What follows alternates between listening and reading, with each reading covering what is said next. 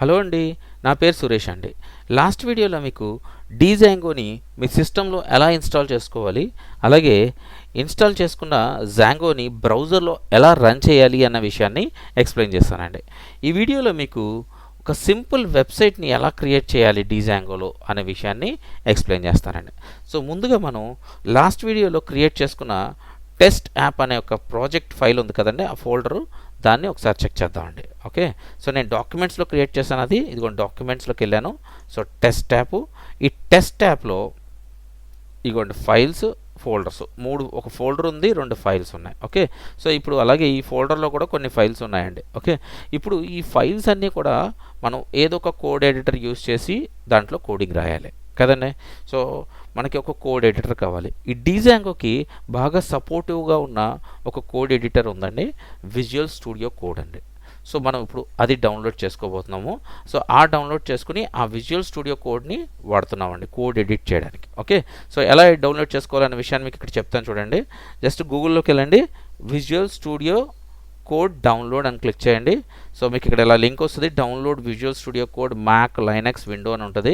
So ఇది డీజాంగోకి సపోర్టివ్గా ఉంటుందండి. ఓకే, సో అది క్లిక్ చేస్తే మీరు ఇక్కడ చూడండి, విండోస్లోకి, మ్యాక్లోకి, లినక్స్లోకి మూడింటికి కూడా సంబంధించిన డౌన్లోడ్ ఫైల్స్ అయితే ఉన్నాయి. సో మీది ఏదైతే ఏ సిస్టమ్ అయితే ఆ సిస్టంలో ఆ ఫైల్ని డౌన్లోడ్ చేసుకుని ఇన్స్టాల్ చేసి పెట్టుకోండి.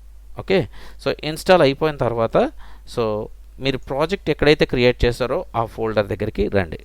ఆ ఫోల్డర్ దగ్గరికి వచ్చి ఆ ఫోల్డర్లో రైట్ క్లిక్ చేసి ఓపెన్ విత్ అదర్ అప్లికేషన్స్ అని క్లిక్ చేస్తే అక్కడ విజువల్ స్టూడియో అని కనబడుతుందండి. రికమెండేషన్లో ఒకవేళ కనిపించకపోతే వ్యూ ఆల్ అప్లికేషన్ అనమాట, కానీ ఖచ్చితంగా కనిపిస్తుంది. సో నేను లెనక్స్ వాడుతున్నాను, నాకు అలా చూపిస్తుందండి. ఓకే, సెలెక్ట్ చేసి సెలెక్ట్ అని క్లిక్ చేయండి. సో ఓకే, సెలెక్ట్ అని క్లిక్ చేస్తే మనం ఏ ఫైల్స్ అయితే అక్కడ ఉన్నాయో అవన్నీ కూడా ఇక్కడ డిస్ప్లే అయిపోతాయి అనమాట అండి. చూడండి ఇక్కడ అన్ని డిస్ప్లే అయిపోతున్నాయి. సో డెస్క్టాప్ అనే ఒక ఫోల్డరు, దాని తర్వాత డీబీ ఎస్క్యూలైట్ manage.py. ఓకే, సో ఇలాగ మన ఫైల్స్ అన్నీ కూడా ఇందులో ఓపెన్ చేసుకోవాలండి. ఓకే, ఇప్పుడు మనం స్టాటిక్ వెబ్సైట్ని ఎలా క్రియేట్ చేయాలో తెలుసుకుందామండి. సో ముందుగా మనం ఈ టెస్ట్ యాప్ అనేది ఉంది చూసారండి, ఇందులో క్లిక్ చేసిన వెంటనే ఇక్కడ పైన చూడండి న్యూ ఫైల్ అని ఉంది. సో ఈ న్యూ ఫైల్ని క్లిక్ చేస్తే ఒక ఫైల్ మనకి ఇందులో క్రియేట్ అవుతుందండి. సో ముందుగా మనం వ్యూస్ అనే ఒక ఫైల్ని క్రియేట్ చేసి పెట్టుకోవాలన్నమాట అండి. Views, okay, views.py.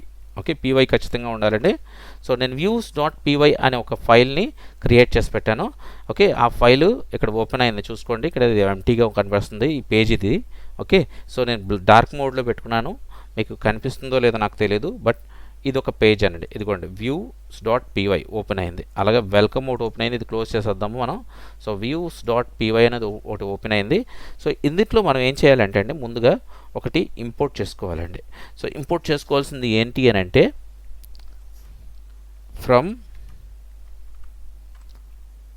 Django, okay, .http import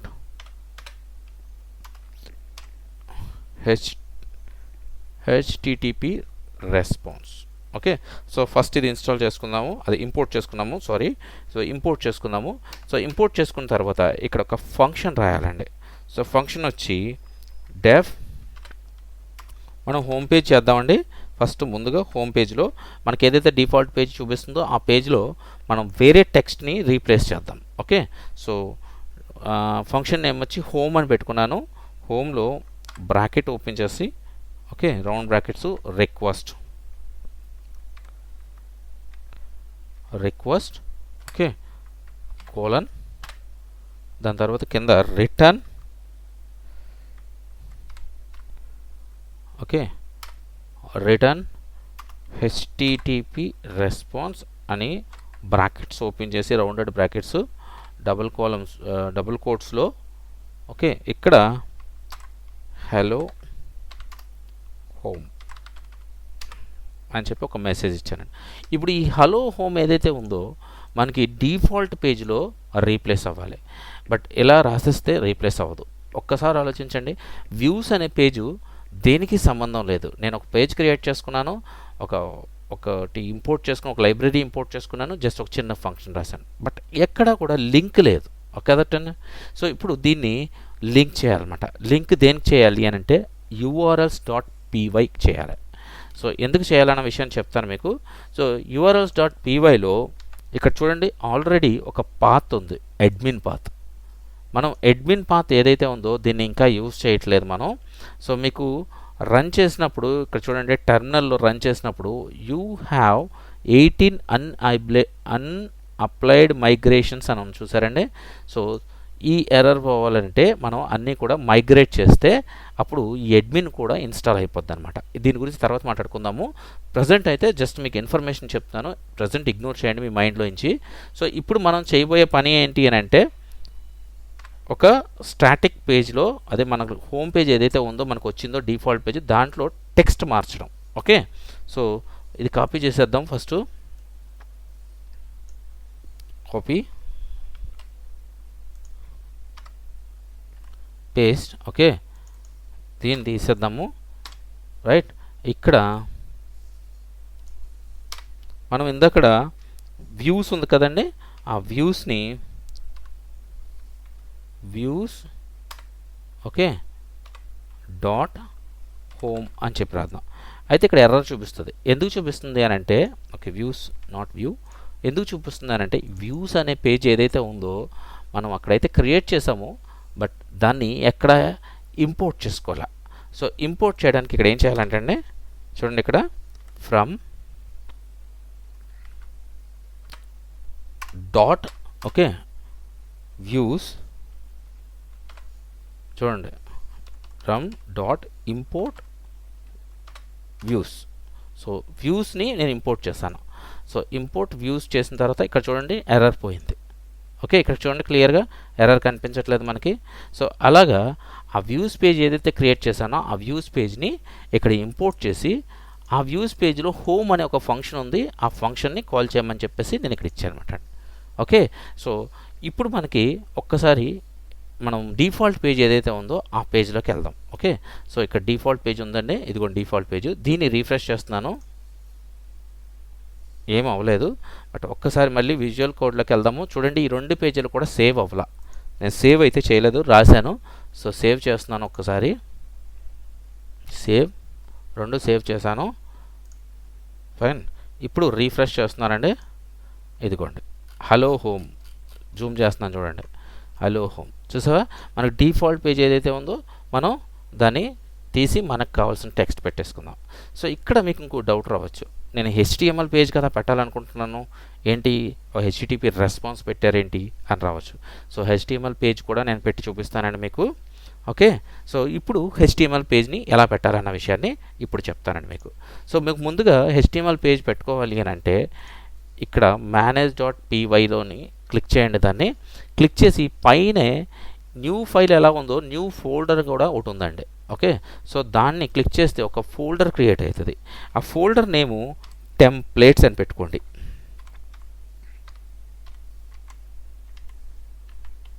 okay, so templates అని పెట్టుకోండి. ఈ టెంప్లేట్స్ ఏదైతే ఉందో మీకు చూడండి ఇక్కడ templates, manage.py, DBSQLite, test app, ఈ 4 కూడా చూడండి ఒక్కసారి మీరు పై లెవెల్లో ఉంటాయి, అంటే అవుటర్ లెవెల్లో ఉంటుంది అనమాట. ఓకే, లోపల క్రియేట్ చేసుకోకూడదు, ముందే చెప్తున్నాను, పైన క్రియేట్ చేసుకోండి మీరు. దాని తర్వాత ఒక ఫైల్ క్రియేట్ చేయండి టెంప్లెట్స్లో home.html. Okay, HTML. సో ఒక ఫైల్ క్రియేట్ చేశాను, ఇప్పుడు HTML క్రియేట్ చేశాను. HTMLలో ఈ ఎక్స్ప్లెనేషన్ మార్క్ ఇచ్చామనుకోండి, చూడండి ఇక్కడ దీన్ని కానీ క్లిక్ చేస్తే ఆటోమేటిక్గా HTML కోడ్ మనకి ఇక్కడ వచ్చేస్తుంది అనమాట అండి. సో మనకి ఈజీగా ఇక్కడ మోడిఫై చేసుకోవచ్చు సింపుల్గా. సో మనం ఇక్కడ HTML పేజ్ హోమ్ పేజ్ని క్రియేట్ చేస్తున్నాము.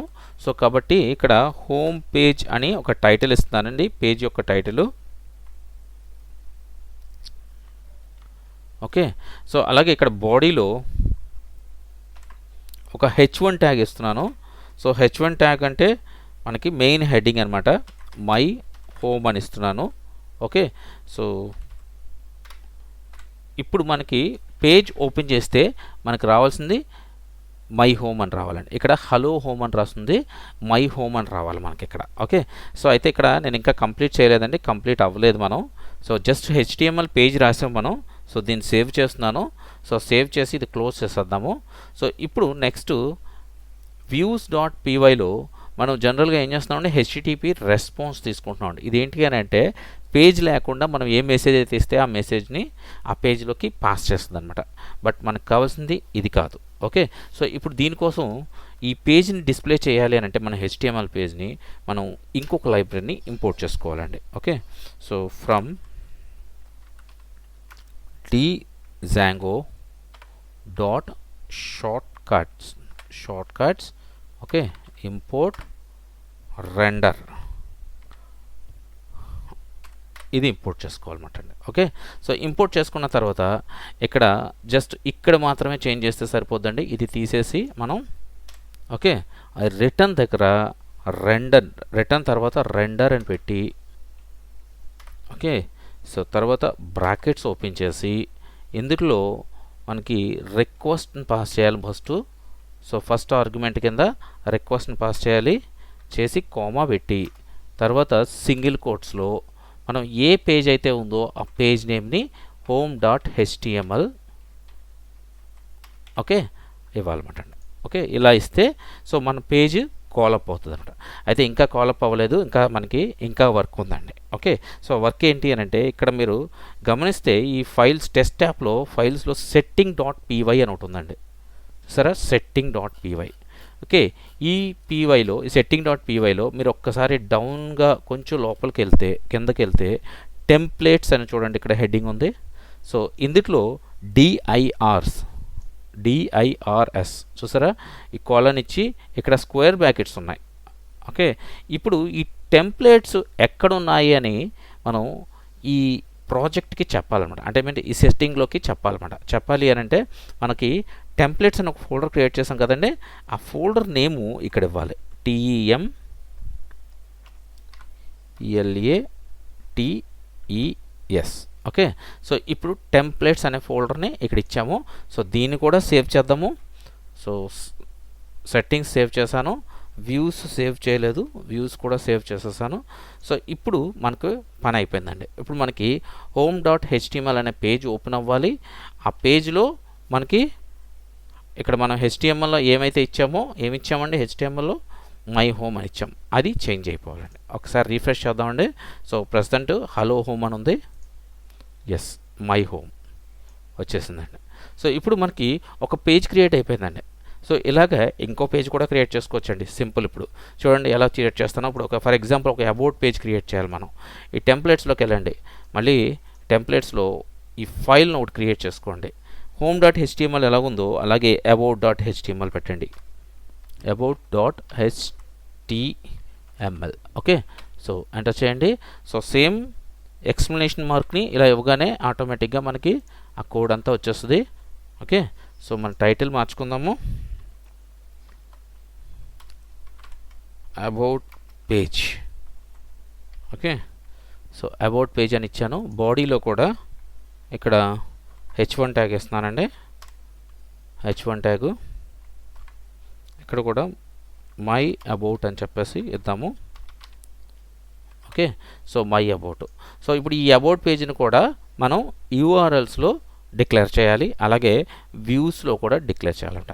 సో ముందుగా మనం ఈ అబౌట్ గురించి ఒక ఫంక్షన్ రాయాలి ముందు. సో ఓకే, సో దీన్ని జస్ట్ అలా కాపీ చేసేయండి, కింద పేస్ట్ చేసేయండి. సో నేమ్స్ చేంజ్ చేయండి అంతే, అబౌట్ ఇక్కడ. ఓకే, సో అలాగే హోమ్ బదులు అబౌట్. ఓకే, అంతే సింపుల్ అయిపోయిందండి. అబౌట్ పేజ్ ఇక్కడ క్రియేట్ చేసాం, వ్యూస్లో మనకి పని అయిపోయింది. ఇప్పుడు మనకి యూఆర్ఎల్స్లోకి వెళ్ళాలి. సో వ్యూస్ యూఆర్ఎల్స్ అనమాట. యూఆర్ఎల్స్లో పాత్ క్రియేట్ చేయాలి. సో పైది కాపీ చేసుకోండి, కింద పేస్ట్ చేసుకోండి. పేస్ట్ చేసుకుని ఈ సింగిల్ కోట్స్లో మీరు పేజ్ నేమ్ ఏదైతే ఇవ్వాలనుకుంటున్నారో ఆ పేజ్ నేమ్ని ఇక్కడ ఇవ్వండి. దాని తర్వాత వ్యూస్ డాట్ హోమ్ అని ఉంది కదండి, ఇక్కడ మీరు ఫంక్షన్ నేము views.pyలో అబౌట్ అని పెట్టారు. సో కాబట్టి అబౌట్ అని ఇవ్వాలి. ఒకసారి ఇక్కడ చెక్ చేసుకోండి మీరు, ఇదిగోండి ఫంక్షన్ నేము అబౌట్ అని ఇచ్చాం. సో కాబట్టి ఆ పాత్ కూడా views.about అనే మాత్రమే ఇవ్వాలండి. ఓకే, సో ఇప్పుడు సేవ్ చేద్దాం. ఒకసారి సేవ్ చేసి బ్రౌజర్లోకి వెళ్తున్నానండి. సో బ్రౌజర్లో మై హోమ్ అని ఉంది ఆల్రెడీ. ఒకసారి రీఫ్రెష్ చేశాను. సో పైన యూఆర్ఎల్ దగ్గర అబౌట్ అని చెప్పేసి టైప్ చేస్తున్నానండి. ఓకే, టైప్ చేసి ఎంటర్ చేశాను. ఎస్, మై అబౌట్ అని వచ్చింది. మనం HTML పేజ్లో మై అబౌట్ అని ఇచ్చాము. ఇక్కడ చూడండి, ఇదిగో మై అబౌట్ అని H1 ట్యాగు. సో మనకి బ్రౌజర్లో కూడా H1 ట్యాగు మై అబౌట్ అని వచ్చింది. ఓకే, సో ఇలాగ మనం పేజెస్ని క్రియేట్ చేసుకోవచ్చు అన్నమాట, స్టాటిక్ పేజెస్ని. సో మీకు ఒకవేళ కానీ HTML ఐడియా లేకపోతే HTML మీద కూడా ఒక వీడియో ప్రిపేర్ చేస్తానండి, నేను చేసి అప్లోడ్ చేస్తాను. సో అది కూడా వాచ్ చేయండి. ఇంక్లూడింగ్ CS కూడా మీరు తెలుసుకోండి. సో CSS, HTML మీకు నాలెడ్జ్ తెలుసుంటే మీకు ఈజీగా పేజ్ డిజైన్ చేసుకోవచ్చు అనమాట. నేను ఇక్కడ డిజైన్ ఏం చేయలేదు, డైరెక్ట్గా ఒక టెక్స్ట్ని ప్రింట్ చేశాను అంతే. సో ఒకవేళగా మీకు HTML వస్తే మీరు డిజైన్ కూడా ట్రై చేయండి. ఓకే అండి. సో ఇప్పటివరకు చెప్పిన ప్రతి విషయం కూడా స్టాటిక్ వెబ్సైట్ క్రియేట్ చేయడానికి చెప్పిన ప్రతి పాయింట్ కూడా మీకు అర్థమైందని నేను అనుకుంటున్నాను. ఒకవేళ ఇన్ కేస్ మీకు అర్థం కాకపోతే దయచేసి కమెంట్ చేయండి. కమెంట్ చేస్తే మీకు ఎక్కడైతే అర్థం కాలేదో అక్కడ నేను ఆ పాయింట్ని ఎక్స్ప్లెయిన్ చేయడానికి ట్రై చేస్తానండి. ఓకేనండి, బాయ్ అండి.